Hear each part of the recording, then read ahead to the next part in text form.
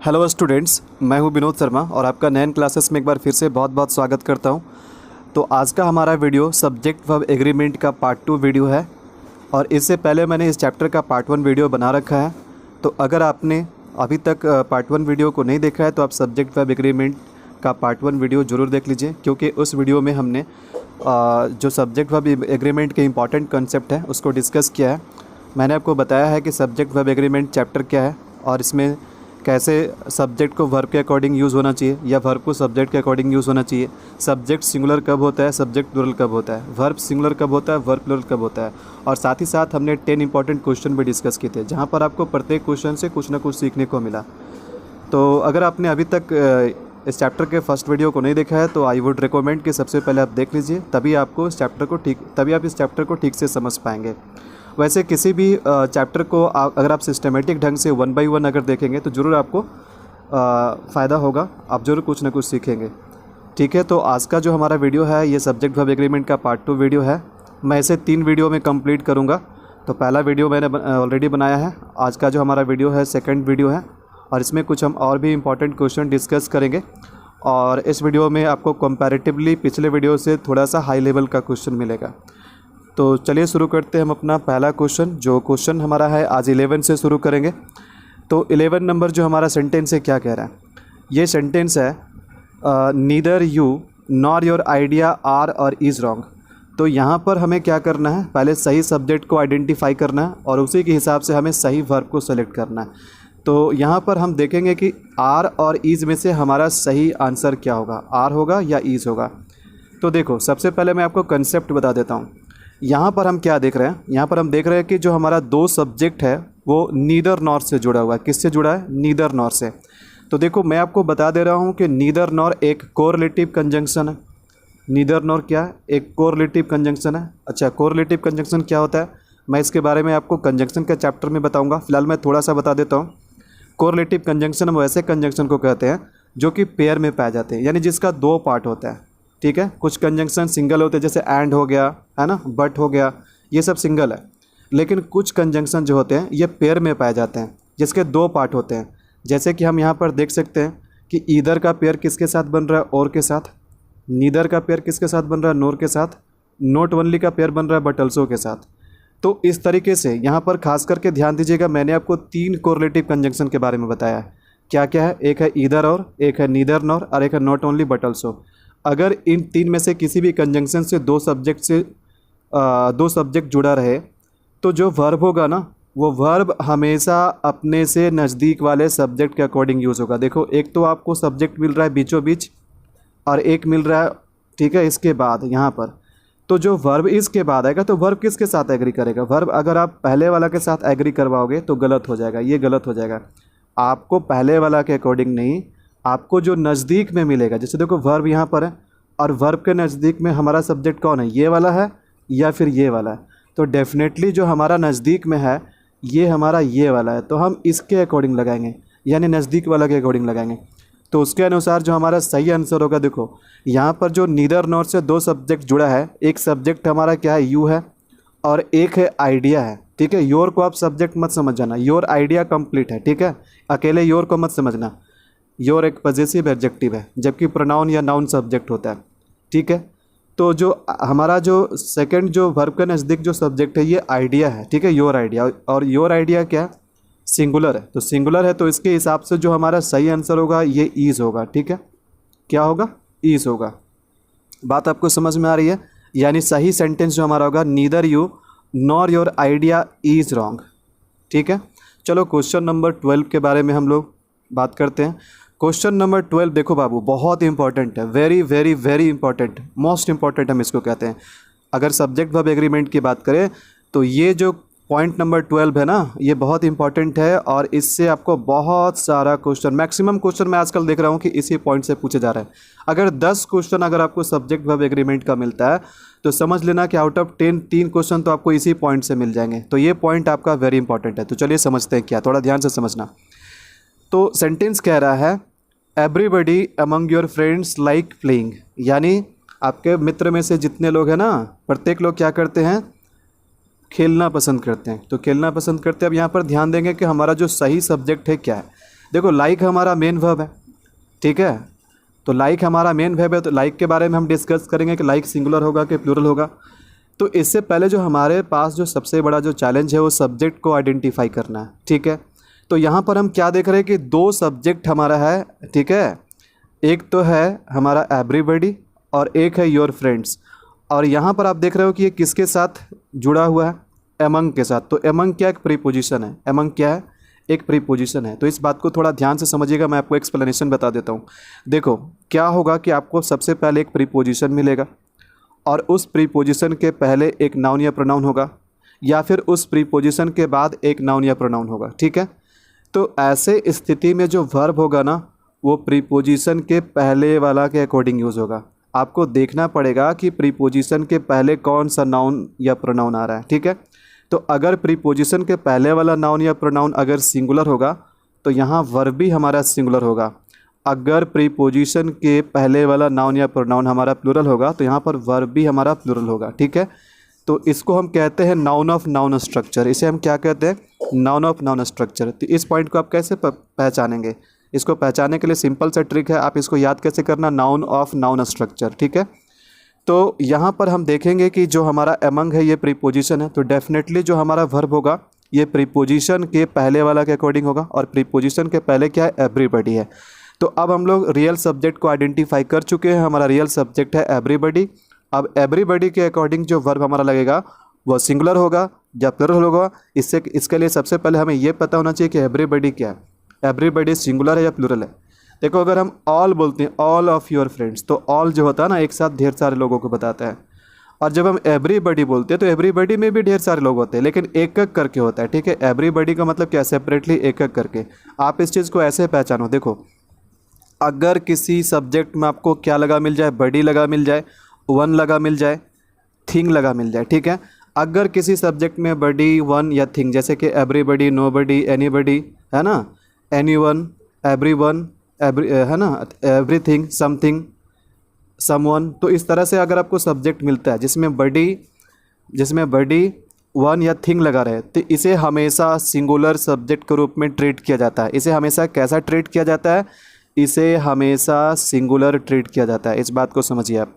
तो यहाँ से हम कह सकते हैं कि एवरीबॉडी जो हमारा है ये सिंगुलर है। तो जब ये सिंगुलर है तो वर्ब भी हमारा यानी कि लाइक जो है ये भी सिंगुलर होना चाहिए, यानी लाइक जो है ना वो क्या लिखा रहना चाहिए, लाइक्स होना चाहिए, ठीक है। तो आपको मैं ऐसा करता हूँ कि इन दोनों पॉइंट आपको अच्छा से समझ में आया, जिसमें ये 12 हमारा वेरी इंपॉर्टेंट है, थोड़ा सा ध्यान रखिएगा इस पॉइंट को। इसका फ़ायदा आपको तब पता चलेगा जब हम क्वेश्चन को सॉल्व करेंगे आगे। अगर आपको टेस्ट पेपर मिलेगा और अगर आप सब्जेक्ट वर्ब एग्रीमेंट का टेस्ट लगाएंगे तो आप खुद देखेंगे कि नाउन ऑफ नाउन का स्ट्रक्चर से बहुत सारे क्वेश्चन मिल रहा है। तो चलिए देखते हैं हम अगला हमारा क्या है, ठीक है, अगले पे बात कर लेते हैं। तो जो नेक्स्ट हमारा है, देखो नेक्स्ट वाला चूँकि हमारा 12 नंबर पॉइंट बहुत इंपॉर्टेंट है, तो इसलिए मैं चाहूँगा कि एक जो है ना एक क्वेश्चन और मैं आपको दे दूं ताकि इसका कंसेप्ट आपको और भी अच्छे से क्लियर हो जाए। मैं खुद चाहता हूं कि जो ज़्यादा इंपॉर्टेंट पॉइंट है उस पर ज़्यादा वर्क होना चाहिए। तो देखो इसके लिए मैंने क्वेश्चन जो हमारा पॉइंट नंबर 12 था उसके लिए मैंने एक और क्वेश्चन रखा है। तो सेंटेंस क्या बोल रहा है, knowledge of at least 2 languages are required to pass the examination, no error.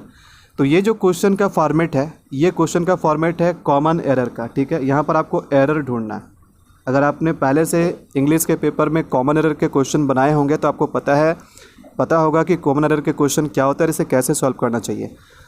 लेकिन फिर भी मैं आपको बता देता हूँ कि कॉमन एरर में आपको एक सेंटेंस मिलेगा। सेंटेंस को 3 या 4 पार्ट में डिवाइड कर देगा, ठीक है, जैसे यहाँ पर किया हुआ है 1, 2 और 3, ठीक है। और इसमें क्या करेगा, ऑप्शन बैठा देगा, जैसे 1 हो गया, 2 हो गया, 3 हो गया। तो आपको देखना है कि सेंटेंस के इन किसी इस जो यहाँ पर पार्ट बना हुआ है, किसी भी पार्ट में अगर आपको गलती मिलता है तो वही आपका सही आंसर होगा। कोई भी ग्रामेटिकल एरर मिलता है तो वही आपका सही आंसर होगा, ठीक है। और अगर आपको लगता है कि पूरे के पूरे सेंटेंस में कहीं भी कोई एरर नहीं है, तब आपका जो सही आंसर होगा ये नो एरर होगा। अब आपको समझ में आ रहा है कि कॉमन एरर के क्वेश्चन क्या होता है। तो चलिए हम एरर को देखते हैं कि एरर क्या है, और हमें क्या देखना है, सब्जेक्ट वर्ब एग्रीमेंट के अकॉर्डिंग देखना है, ठीक है।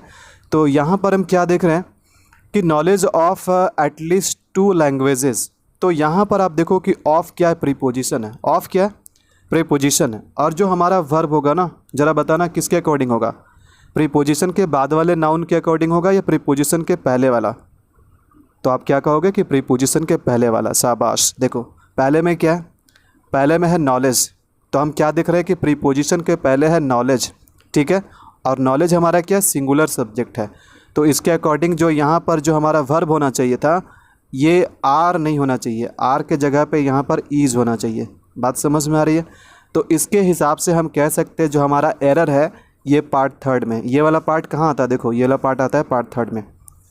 बात समझ में आ रही है आपको। चलो अब हम पॉइंट नंबर 13 को डिस्कस करते हैं। पॉइंट नंबर 13 भी बहुत इंपॉर्टेंट है, और ये पॉइंट जो है कहीं ना कहीं पॉइंट नंबर 12 से ही रिलेटेड है, थोड़ा बहुत रिलेट करता है और इम्पॉर्टेंट ये भी है। अच्छा, इस पॉइंट से आपको सब्जेक्ट वर्ब एग्रीमेंट में भी और नाउन के चैप्टर में भी इससे आपको क्वेश्चन मिलेगा, इसलिए मैं बोल रहा हूँ थोड़ा बहुत रिलेशन है इसका, इसलिए ध्यान से समझिएगा। देखो सबसे पहले हम क्वेश्चन को ना पढ़ के सबसे पहले हम एक्सप्लेनेशन के बारे में बात कर लेते हैं। एक्सप्लेनेशन में क्या कह रहा है, इसमें देखो खासकर क्या प्रीपोजिशन ऑफ के बारे में याद रखना, ठीक है। देखो इससे पहले जो पॉइंट नंबर 12 हमने बताया उसमें कोई भी प्रीपोजिशन हो सकता है, ऑफ हो सकता है, अमंग हो सकता है, ठीक है, बहुत सारा, आफ्टर हो सकता है, बिफोर हो सकता है, फ्रॉम हो सकता है, कुछ भी प्रीपोजिशन हो सकता है। लेकिन यहाँ जो पॉइंट नंबर 13 है यहाँ पर मैं खास करके प्रीपोजिशन ऑफ के बारे में बता रहा हूँ, ठीक है। तो ऑफ के पहले अगर कोई जो हमारा सब्जेक्ट होगा वो किसी नंबर के बारे में बताएगा, किसके बारे में बताएगा, किसी नंबर के बारे में बताएगा। देखो नंबर होगा, नंबर का मतलब क्या हुआ, संख्या जिसे हम गिन सकते हैं, ठीक है।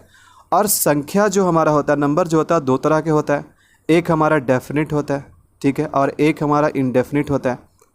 तो डेफिनिट होगा तो 1 होगा, 2 होगा, 3 होगा, 4 होगा, 100 होगा, 1000 होगा। और इनडेफिनिट होगा तो क्या लिखेगा, मैनी लिखेगा, सेवरल लिखेगा, है ना, सेवरल लिखेगा, सम लिखेगा। इस तरह से आपको नंबर मिल सकते हैं। तो आपको क्या ध्यान रखना है कि अगर ऑफ के पहले कोई नंबर आ रहा है तो हर हाल में ऑफ के बाद वाला नाउन हर हाल में प्लूरल होना चाहिए। यहाँ पर आपको सबसे ज़्यादा ध्यान देना है कि अगर नंबर के बाद ऑफ है तो यहाँ पर जो नाउन होगा ऑफ के बाद, ठीक है, दिस मस्ट बी प्लूरल। बात समझ में आ रही है। बाकी रहा वर्ब कि सर वर्ब कैसे लगाएंगे, तो वर्ब तो मैंने आपको नाउन ऑफ नाउन के स्ट्रक्चर में बताया ही कि प्रीपोजिशन के पहले वाला के अकॉर्डिंग, तो प्रीपोजिशन के पहले आपको नंबर मिलेगा। अगर ये नंबर 1 होगा तो इसके अकॉर्डिंग हम सिंगुलर वर्ब लगाएंगे, लेकिन 1 से अधिक होगा, 1 प्लस होगा, जैसे 2 होगा, 3 होगा, 4 होगा, मैनी होगा, ऑल होगा, तब तो ये प्लूरल होना चाहिए, ठीक है।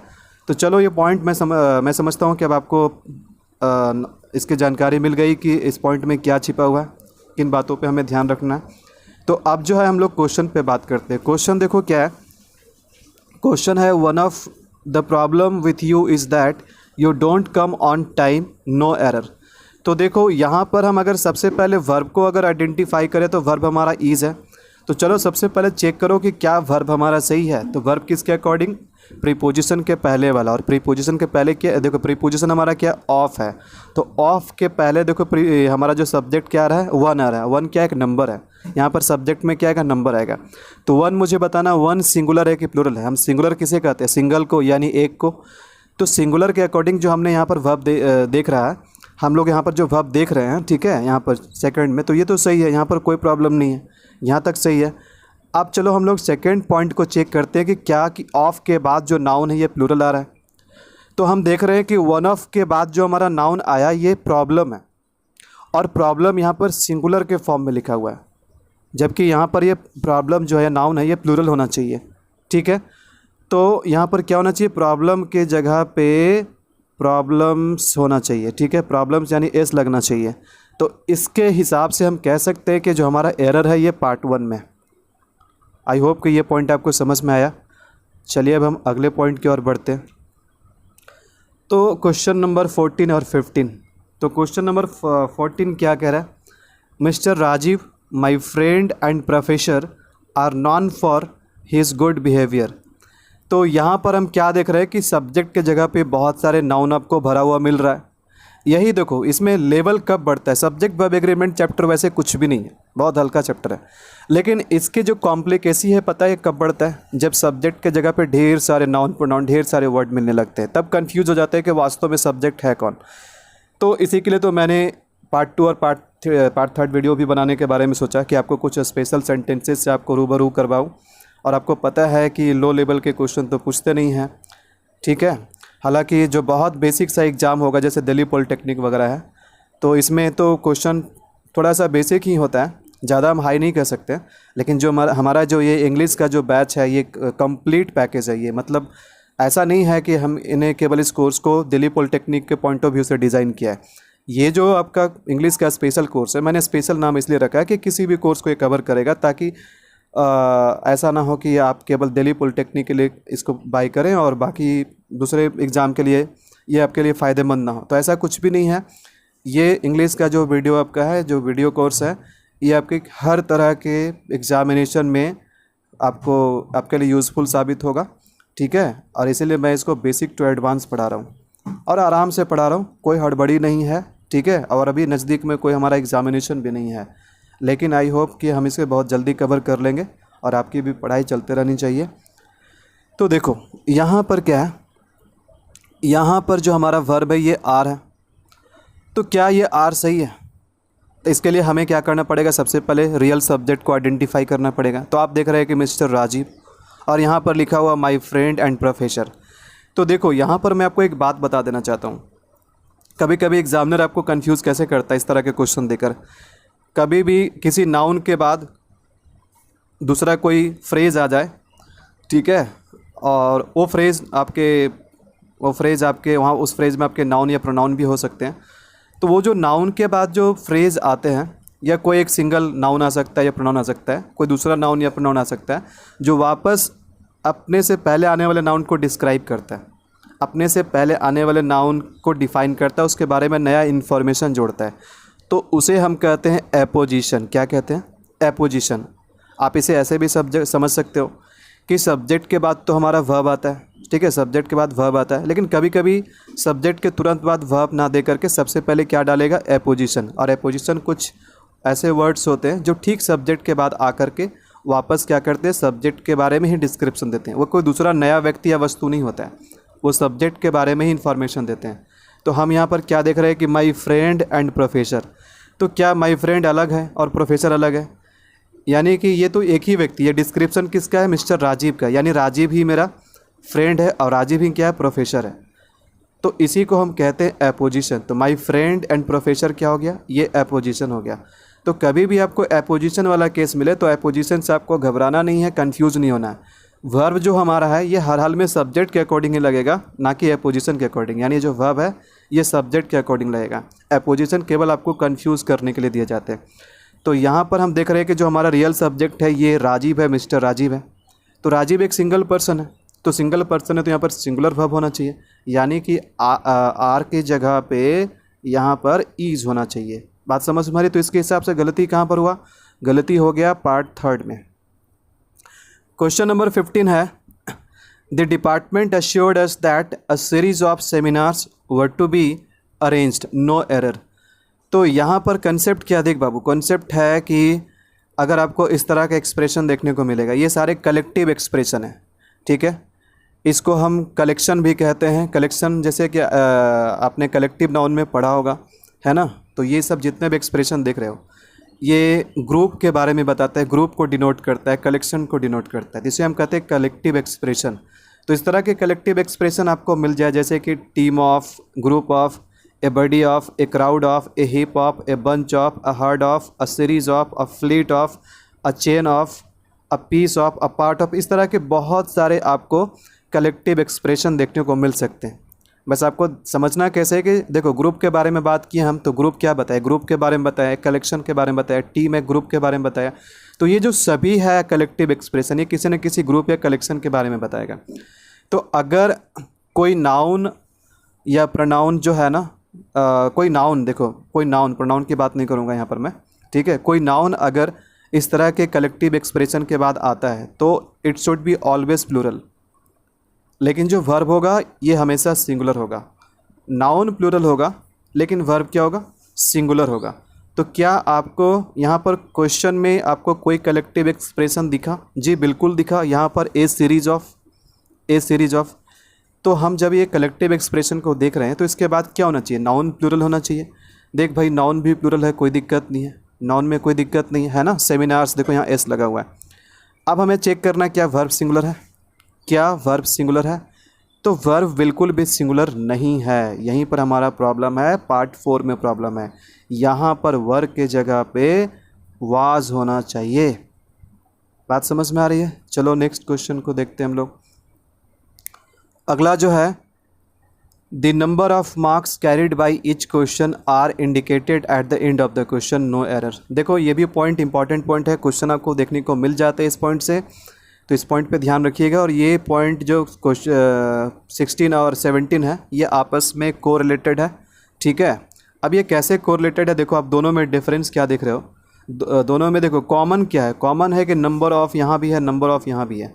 और डिफरेंस है कि यहाँ पर नंबर ऑफ़ के साथ द लगा हुआ है और यहाँ पर नंबर ऑफ़ के साथ ए लगा हुआ है।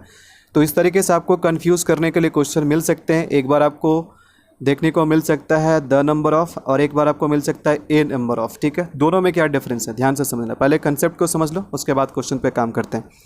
तो अगर द नंबर ऑफ़ रहे, क्या रहे, ध्यान देना, द नंबर ऑफ़, तो द नंबर ऑफ़ के बाद नाउन प्लूरल होगा। देखो यही बात यहाँ भी कर रहा है कि अगर ए नंबर होगा, ए नंबर ऑफ़ रहेगा तो ए नंबर ऑफ़ के बाद नाउन प्लूरल होगा, यानी द नंबर ऑफ़ के बाद नाउन प्लूरल होता है, ए नंबर ऑफ़ के बाद भी नाउन प्लूरल होता है।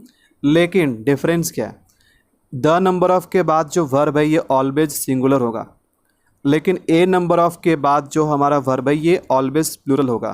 यानी ए नंबर ऑफ़ के केस में नाउन भी प्लूरल, वर्ब भी प्लूरल, लेकिन द नंबर ऑफ़ के केस में noun will be plural but verb will always be singular.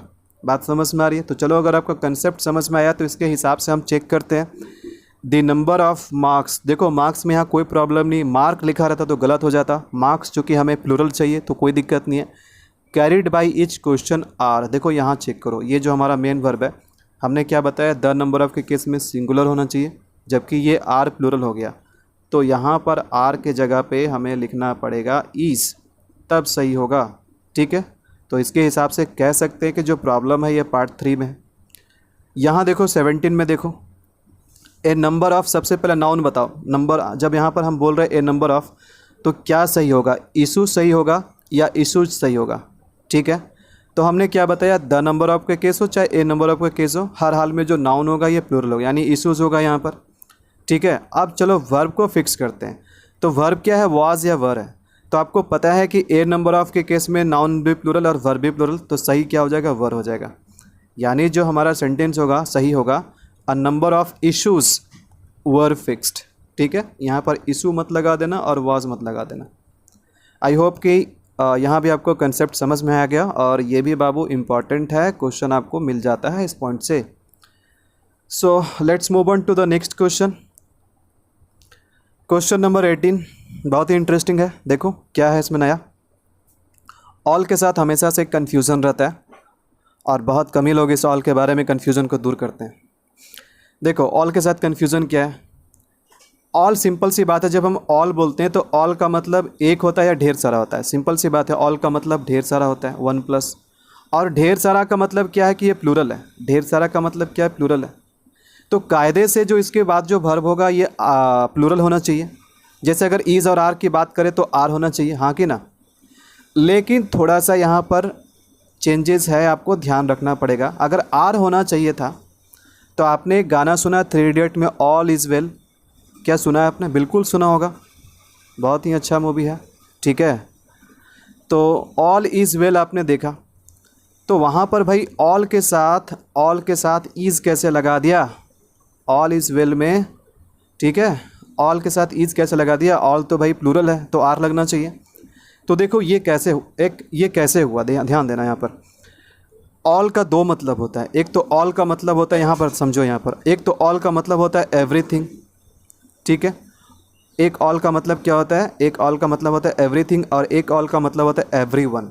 जब हम एवरीथिंग कहते हैं तो हम स्थिति परिस्थिति के बारे में बात करते हैं या कोई वस्तु के बारे में बात करते हैं, और जब हम एवरीवन कहते हैं तो हम किसी न किसी व्यक्ति के बारे में बात करते हैं। अच्छा, यहाँ पर ऑल का मतलब हुआ ऑल पीपल, ठीक है, और यहाँ पर ऑल का मतलब हुआ ऑल द थिंग्स। जिसे वन वर्ड में हम क्या कहेंगे, एवरीथिंग, और यहाँ पर एवरीवन। तो सिंपल सा कंसेप्ट ये है कि अगर ऑल का मतलब एवरीथिंग होगा तो इसके साथ वर्ब हमेशा सिंगुलर होगा, इसके साथ वर्ब हमेशा सिंगुलर होगा। लेकिन अगर ऑल का मतलब जो है ये एवरीवन है तो वर्ब हमेशा प्लूरल होगा। ठीक है, तो सेंटेंस तो भाई ये सेम है, ये भी वैसे ही लिखा है, ये भी वैसे ही लिखा है। ठीक है, अब ये डिपेंड करता है कि बोलने वाला किस परिस्थिति में बात कर रहा है और किसको रेफ़र कर रहा है। वो एवरीथिंग को रेफ़र कर रहा है या एवरीवन को रेफ़र कर रहा है। अगर एवरीथिंग का रेफ़र कर रहा है तब तो यहाँ पर इज़ होना चाहिए, all is ready. All is ready का मतलब क्या है कि ऑल पीपल आर रेडी नहीं, यहाँ पर ऑल इज़ रेडी का मतलब है एवरीथिंग इज़ रेडी। और यहाँ पर अगर हम इसको रेफ़र करते हैं अगर ऑल पीपल को तो क्या कहेंगे, ऑल आर रेडी। तो यहाँ पर क्या हो गया, ऑल पीपल आर रेडी। बात समझ में आ रही है? नेक्स्ट क्वेश्चन भी देख लेते हैं हम लोग क्या है। क्वेश्चन नंबर 19 है a lot of books is, question number जो 19 हमारा है ये है a lot of books is are required in the library. ठीक है, और एक है a lot of water is are being wasted. तो ये भी एक अच्छा पॉइंट है, ध्यान से समझिएगा।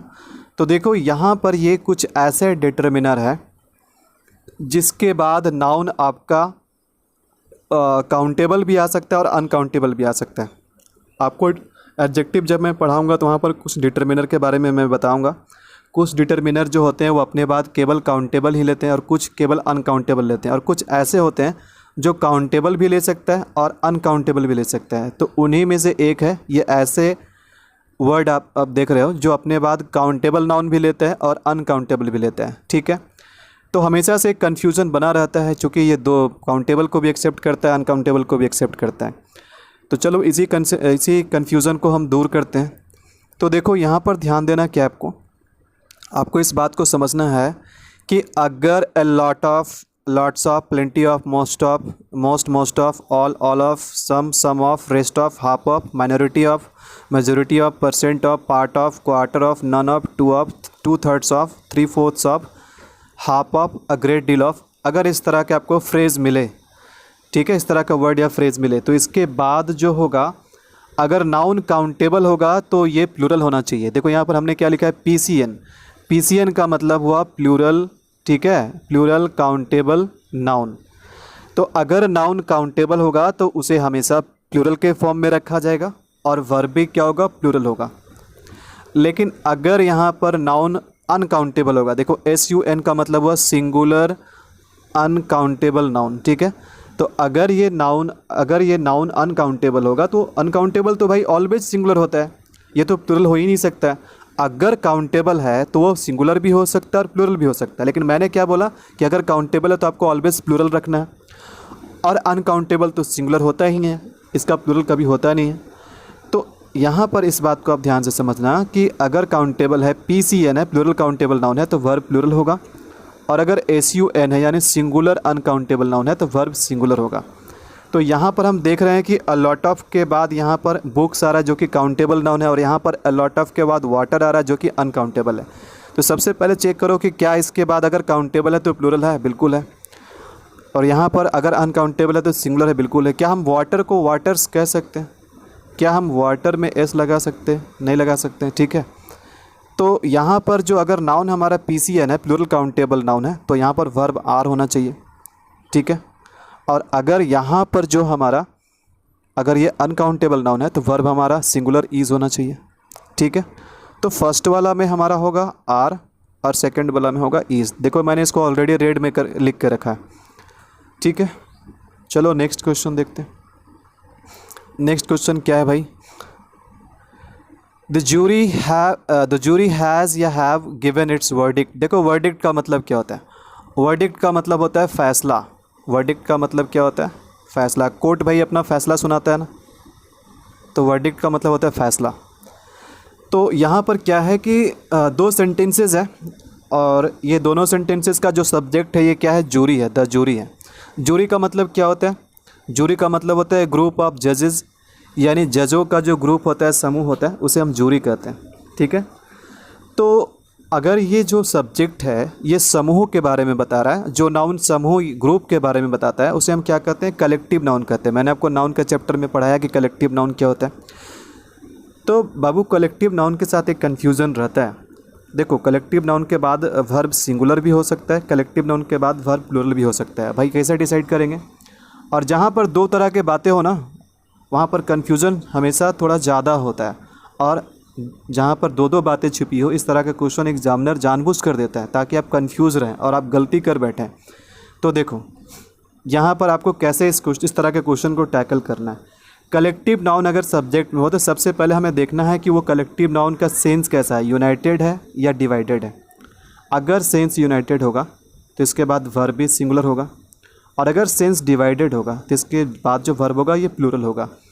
यूनाइटेड का मतलब है जब हम सभी चीज़ों को अलग अलग सेपरेट वे में नहीं, हम सबको इकट्ठे मिला के एक सेंस में देखते हैं।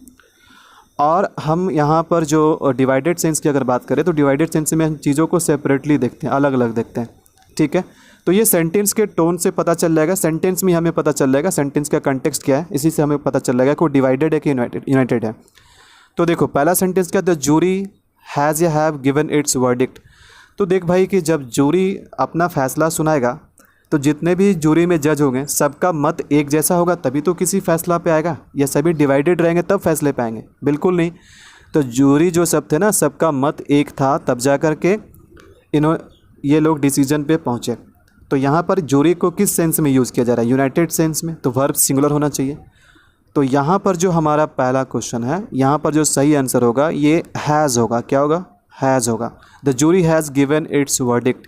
देखो अगर आप ऐसे नहीं पहचान पा रहे हो कि ये यूनाइटेड सेंस है कि डिवाइडेड सेंस है, तो हिंट के लिए आपको देखना यहाँ पर इट आपको प्रोनाउन में मिल सकता है। अगर कोई कलेक्टिव नाउन अगर यूनाइटेड सेंस में, तो प्रोनाउन जनरली जो यूज़ होगा ना सेंटेंस में, ये क्या होगा? इट होगा, और इट के अदर फॉर्म होगा इट्स। ठीक है, और अगर ये डिवाइडेड सेंस होगा तो यहाँ पर आपको प्रोनाउन के रूप में क्या मिलेगा? दे मिलेगा। ठीक है, दे। तो देयर बाबू किससे बना है? दे से बना है। तो हम इट्स और देयर जैसे चीज़ से, यानी इट और दे से भी हम लोग आइडेंटिफाई कर सकते हैं कि यूनाइटेड है कि डिवाइडेड है। तो यहाँ पर हम देख सकते हैं इट्स लगा है, मतलब हम इसको जूरी को कैसा ट्रीट कर रहे हैं? सिंगुलर के रूप में। और यहाँ पर देयर लगा है। और वैसे सेंटेंस का देखो कॉन्टेक्स्ट भी है कि जूरी क्या है कि अपने अपने ही विचारों में क्या बट गए थे। बट गए मतलब क्या? Divided sense. और अगर डिवाइडेड सेंस है तो वर्ब यहाँ पर क्या होगा? प्लूरल होगा, आर होगा। ठीक है, क्वेश्चन नंबर 21।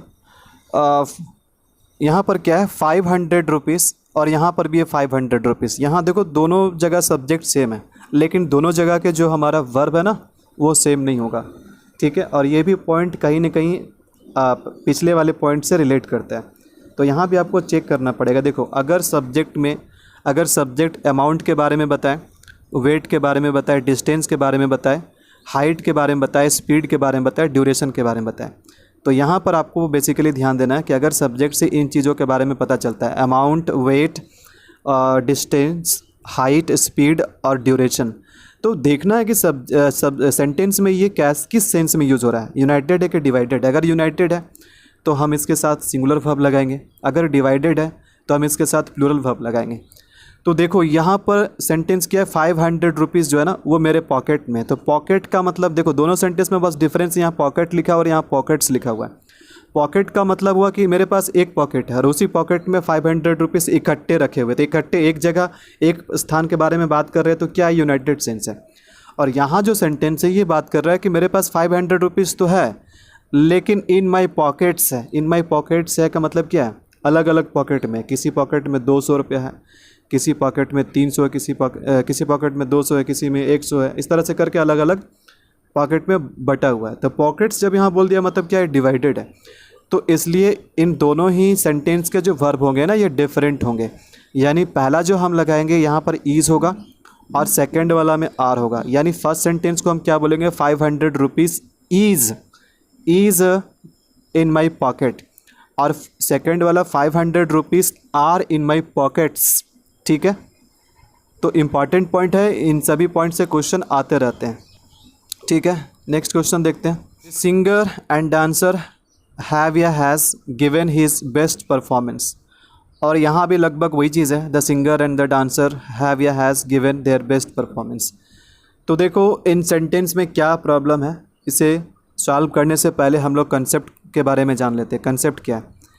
देखो अगर दो सब्जेक्ट एंड से जुड़ा रहे, हम ऐसे भी कह सकते हैं कि दो नाउन एंड से जुड़ा रहे, और फर्स्ट नाउन से पहले आर्टिकल हो। देखो आर्टिकल क्या होता है, आर्टिकल ए एन या दी को कहते हैं। आर्टिकल से रिलेटेड एक वीडियो मैंने बनाया है, ठीक है। आपको तो वैसे कंप्लीट कोर्स है तो सभी चैप्टर मिलेगा ही। तो आर्टिकल देखो अगर दो नाउन एंड से जुड़ा रहे और पहले वाला नाउन के पहले कोई आर्टिकल हो, ठीक है। कंसेप्ट क्या है कि दो नाउन एंड से जुड़ा रहे। देखो यहाँ पर भी नाउन है, यहाँ भी नाउन है, और जुड़ा किससे, एंड से जुड़ा है। और आर्टिकल कहाँ हो, दोनों नाउन के पहले नहीं हो, सिर्फ पहले वाला नाउन के पहले कोई आर्टिकल हो। कोई आर्टिकल का मतलब ए भी हो सकता है, एन भी हो सकता है, या दी भी हो सकता है। तो वैसे स्थिति में हम दो अलग अलग पर्सन या दो अलग अलग वस्तु के बारे में बात नहीं करते हैं। इसका मतलब होता है कि एक ही व्यक्ति या एक ही वस्तु है। जब हम दो नाउन को एंड से जोड़ते हैं और हम आर्टिकल केवल पहले वाला पे लगाते हैं, तो हम ये बताना चाहते हैं कि ये दो अलग अलग व्यक्ति नहीं है, ये दो अलग अलग वस्तु नहीं है। जैसे यहाँ पर सिंगर अलग नहीं है और डांसर अलग नहीं है, ये दोनों एक ही व्यक्ति को हम कह रहे हैं, ठीक है, जो सिंगिंग भी करता है और डांसिंग भी करता है। तो यानी यहाँ पर हम एक पर्सन को रेफ़र कर रहे हैं, तो द सिंगर एंड, ठीक है, डांसर। तो जब हम एक व्यक्ति को रेफ़र कर रहे हैं तो हैव होगा या हैज़ होगा, हैज़ होगा। देखो मैंने पहले से रेड करके रखा है, तो has given his best performance. यहाँ प्रोनाउन से भी आप पहचान सकते हो, हीज़ का मतलब क्या हुआ, हीज़ का मतलब हुआ एक व्यक्ति, ठीक है। और ये जो हमारा सेकंड सेंटेंस है, the singer and the dancer, तो यहाँ पर कंसेप्ट क्या है कि अगर इसी तरह के अगर आपको सिचुएशन फिर से मिल जाए जहाँ पर दो नाउन एंड से जुड़े रहेंगे, बट इस समय क्या होगा कि जो आर्टिकल है आपको दोनों नाउन के पहले मिलेगा। देखो यहाँ भी है और यहाँ भी है, यानी आर्टिकल आपको दोनों नाउन से पहले मिले, तो यहाँ पर हम दो अलग अलग व्यक्ति या वस्तु को रेफ़र करते हैं, ठीक है। तो अगर इस सेंटेंस की बात करें तो यहाँ पर सिंगर भी अलग है और डांसर भी अलग है, क्योंकि हमने स्पेसिफाई कर दिया आर्टिकल लगा करके। यहाँ पर भी आर्टिकल लगाया है, देखो द यहाँ भी लगा है और यहाँ भी लगा है। तो ये दो अलग अलग व्यक्ति, और दो अलग अलग व्यक्ति जब एंड से जुड़ता है तो वर्ब हमेशा क्या होता है, प्लूरल होता है। यानी यहाँ पर सही आंसर क्या होगा, हैव होगा, ठीक है। और यहाँ प्रोनाउन से भी आप पहचान सकते हो। प्लूरल के लिए हम प्रोनाउन क्या लिखते हैं, प्लूरल के लिए हम प्रोनाउन लिखते हैं they. Let's move on to the next question. Next question क्या कह रहा है, तो देखो यहाँ पर क्या है, सेंटेंस हमारा कह रहा है the news were broadcast all over the world from ABC radio. तो प्रॉब्लम क्या है, देखो ये कॉमन एरर के पैटर्न में सेंटेंस है। प्रॉब्लम क्या है, आप कहोगे सर प्रॉब्लम जो है सेकंड में, यहाँ जो ब्रॉडकास्ट लिखा है ना, ब्रॉडकास्ट की जगह पे ब्रॉडकास्टेड होना चाहिए, ठीक है। एक बात मैं आपको बता देता हूँ, अगर ऐसा कन्फ्यूज़न आपने पहले से रखा है तो थोड़ा सा संभल जाओ, सावधान हो जाओ। ब्रॉडकास्ट का तीनों रूप ब्रॉडकास्ट होता है। ब्रॉडकास्ट का वर्ब 1 भी ब्रॉडकास्ट, वर्ब 2 भी ब्रॉडकास्ट और वर्ब 3 भी ब्रॉडकास्ट। इसी तरीके से टेलीकास्टेड नहीं होता, ब्रॉडकास्टेड नहीं होता है।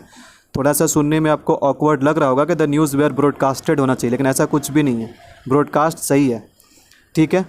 हमें यहाँ पर वर्ब को चेक करना है। देखो न्यूज़ में एस लगा है ना, हमने आपको नाउन में क्या बताया था, नाउन के नंबर में बताया था कि जिस नाउन में एस रहता है प्लूरल होता है, जिस नाउन में हम एस या ईएस लगाते हैं वो प्लूरल होता है। लेकिन ऐसा तो हमेशा होता नहीं है, कुछ नाउन पहले से ऐसे होते हैं जिसमें आपको एस लगा मिलेगा, लेकिन इसका मतलब ये नहीं है कि प्लूरल है। हर बार एस मिलना प्लूरल नहीं होता है, ठीक है। तो ऐसे हम यहाँ पर कुछ नाउन के बारे में बात करेंगे, ठीक है। और इस चीज़ को मैं फिर अलग से नाउन के चैप्टर में नहीं बताऊँगा, यानी सब्जेक्ट वर्ब एग्रीमेंट और नाउन आपस में कोरिलेटेड है। कुछ बातें आपको नाउन का जो है वो आपको सब्जेक्ट वर्ब एग्रीमेंट में ही देखने को मिल जाएगा। तो इसीलिए मैंने सब्जेक्ट वर्ब एग्रीमेंट में ज़्यादा से ज़्यादा पॉइंट को शामिल किया, ताकि आधा नाउन का काम हम आधा यहाँ पर ख़त्म कर ले।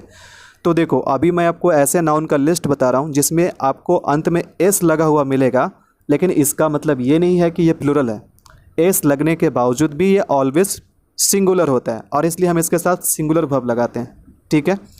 तो ऐसे में देखो नेम ऑफ सब्जेक्ट भी आ सकते हैं, जैसे physics, mathematics, economics, statistics, politics, civics, linguistics, ठीक है।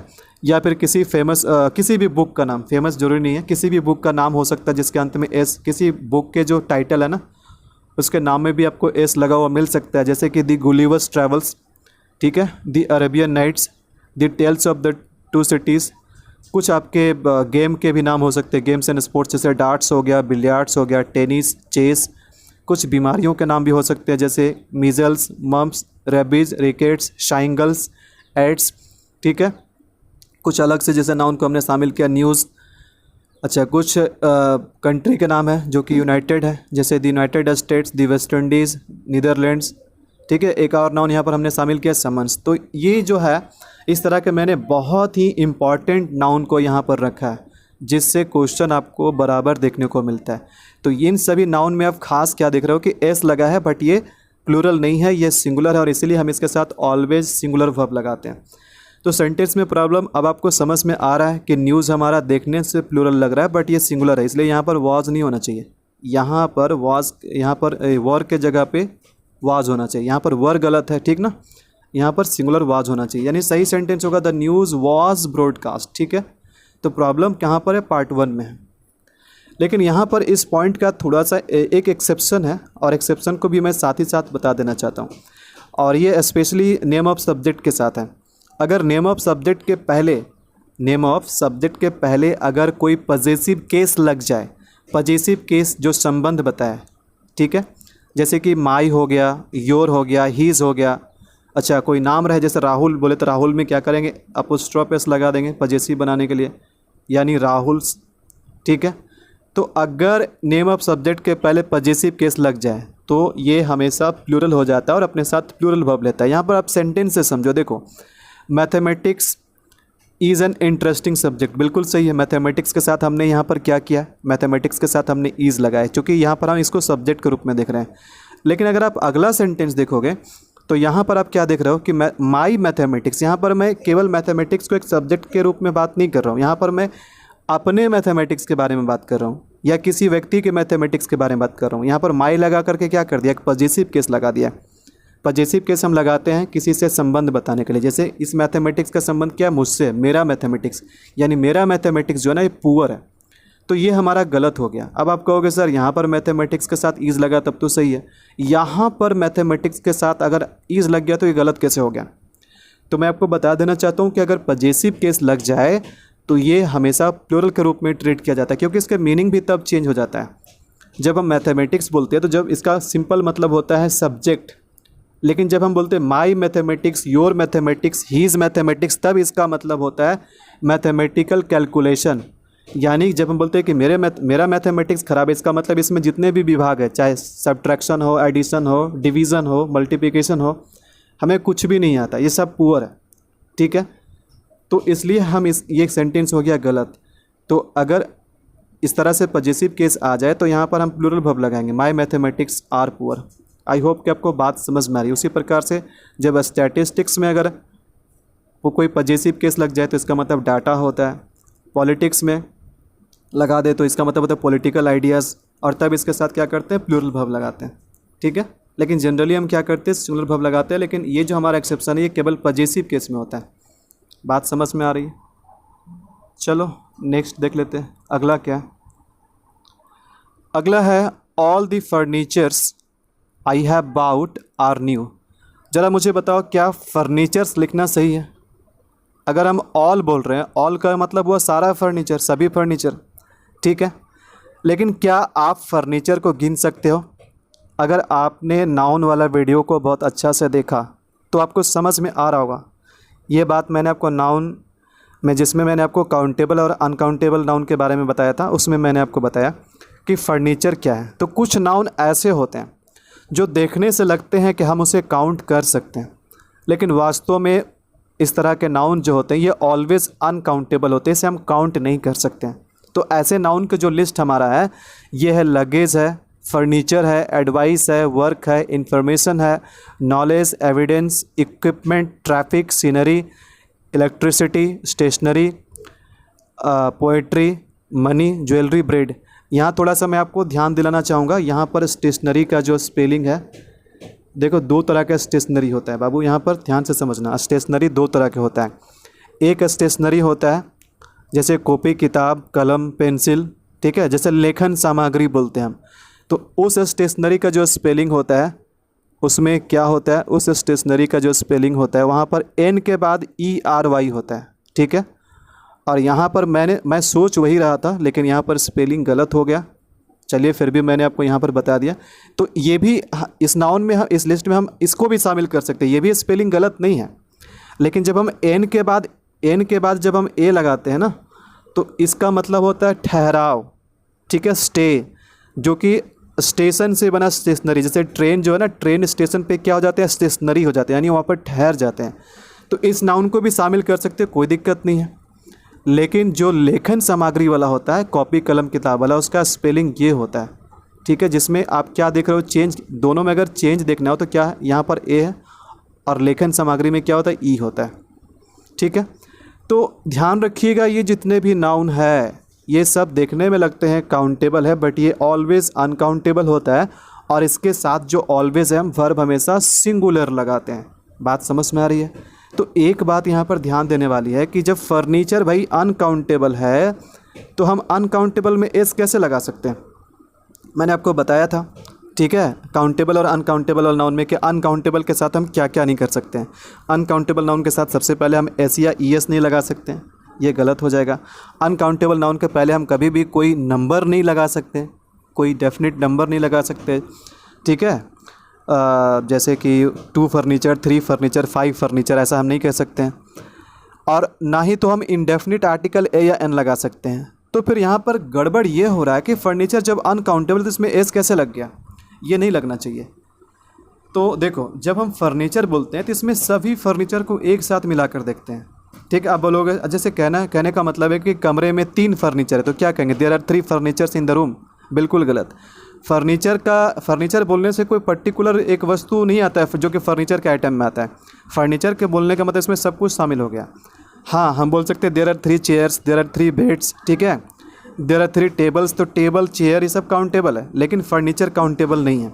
बात समझ में आ रही है? लेकिन कभी कभी क्या होता है कि इस तरह के नाउन को हमें गिनती करना पड़ जाता है, तो उसके लिए हम कुछ एक्सप्रेशन जोड़ते हैं, जो कि मैंने आपको नाउन के वीडियो में बताया है। यहाँ भी बता देता हूँ कि अगर इस सेंटेंस को सही करना है, प्रॉब्लम तो हम समझ गए कि पार्ट 1 में सही करना है, तो यहाँ पर हमें क्या करना पड़ेगा, यहाँ ऑल के बाद जो है ना, सबसे पहले जो फर्नीचर में एस है इसको हटाना पड़ेगा। और ऑल के साथ हम क्या करेंगे, चूँकि यहाँ पर वर्ब आर है तो इसका मतलब ये है, 2 जगह तो गलती नहीं हो सकता है, तो इसका मतलब ये है कि यहाँ पर आर है तो भाई अगर आर इसका सब्जेक्ट अगर फर्नीचर, तो फर्नीचर तो अनकाउंटेबल है और अनकाउंटेबल सिंगुलर होता है, और उसके हिसाब से यहाँ पर वर्ब इज़ होना चाहिए था।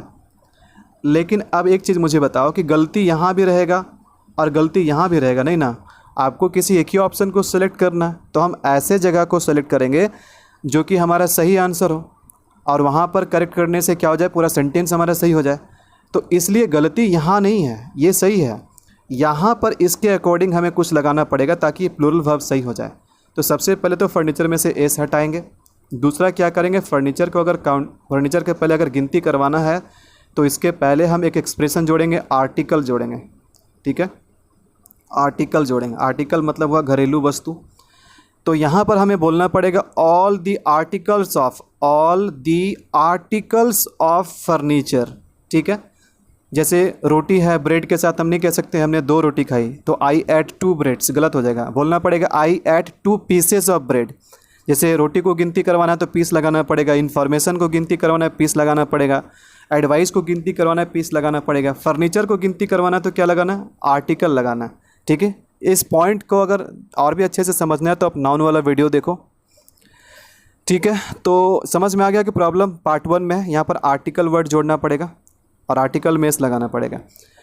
25 देखो क्या है, 25 है the police has not taken any action against the culprits, no error. कोई एरर आपको दिखाई दिया? देखने से लग रहा है कि सेंटेंस बिल्कुल सही है, लेकिन ऐसा है नहीं। अब हम कुछ ऐसे नाउन के बारे में बताएंगे जो देखने में सिंगुलर लगता है लेकिन ऑलवेज प्लूरल होता है। हम यही जानते हैं कि जिस नाउन में एस या एस नहीं हो, जिस नाउन में हमें एस या ई एस नहीं दिखाई दे वो सिंगुलर है, और अगर दिखाई दे तो प्लूरल है, ठीक है। लेकिन कुछ नाउन ऐसे भी है जहाँ पर आपको एस या ई एस नहीं दिखाई देगा तो भी वो नाउन क्या होगा, प्लूरल होगा और ऑलवेज प्लूरल होगा, ठीक है। जैसे कि यहाँ पर आप देख रहे हो लिस्ट में, यहाँ पर आप लिस्ट में क्या देख रहे हो, जैसे कि पीपल है, पुलिस है, पब्लिक है, पीजेंट्री है, पोल्ट्री है, कैटल है, वर्मिन है, जेंट्री है, कैवलरी है, इन्फेंट्री है, चिल्ड्रेन है। तो ये सब में एस नहीं है, लेकिन फिर भी क्या है, ये सभी नाउन प्लूरल है, ठीक है। बाकी पीजेंट्री का मतलब आप जानते हैं, पीजेंट्री का मतलब होता है फार्मर्स, ठीक है, जो जिसका काम होता है खेती करना, तो खेती कृषक वर्ग के लोग। वैसे लोगों का समूह जो जिसका लेना देना खेती बाड़ी से हो। पोल्ट्री तो आप समझ रहे हैं, कैटल का मतलब मवेशी का झुंड, चरने वाले जानवर का झुंड। वर्मिन का मतलब होता है विषैले जंतु, ठीक है, जैसे सांप हो गया, स्कॉर्पियन हो गया, है ना। जेंट्री का मतलब होता है रईस वर्ग के लोग। कावालरी का मतलब होता है घुड़सवार सेना। और इन्फेंट्री का मतलब होता है पैदल सैन्य टुकड़ी जो पैदल मार्च करते हैं। चिल्ड्रन का मतलब तो आप जानते ही हैं। चूँकि पीपल हमारा यहाँ पर क्वेश्चन में देखो, चूँकि पुलिस हमारा क्या है, प्लूरल है। देखने से सिंगुलर लग रहा है बट ये प्लूरल है, तो वर्ब भी क्या होना चाहिए, प्लूरल होना चाहिए। यानी कि यहाँ पर हैज़ के जगह पे ये हैज़ गलत है। हैज़ के जगह पे यहाँ पर जो होना चाहिए ये हैव होना चाहिए। यानी सही सेंटेंस होगा the police have not taken any action against the culprits. ठीक है, तो इसके हिसाब से अगर देखा जाए तो प्रॉब्लम हमारा कहाँ, प्रॉब्लम हमारा पार्ट 1 में है। यहाँ पर हैज़ के जगह पे हैव होना चाहिए। तो इस तरह के नाउन के साथ आपको ऑलवेज़ क्या करना है, प्लूरल वर्ब लगाना है। आई होप कि ये सारे पॉइंट्स आपको बहुत अच्छे से समझ में आ गया होगा। सब्जेक्ट वर्ब एग्रीमेंट का एक वीडियो और बनाऊंगा और उसमें भी आपको जो क्वेश्चन मिलेंगे इससे थोड़ा हाई लेवल का होगा, और उसके बाद ये चैप्टर पूरी तरह से कंप्लीट हो जाएगा। तो मिलेंगे आपसे अगले वीडियो में, तब तक के लिए नमस्कार and it's a good bye.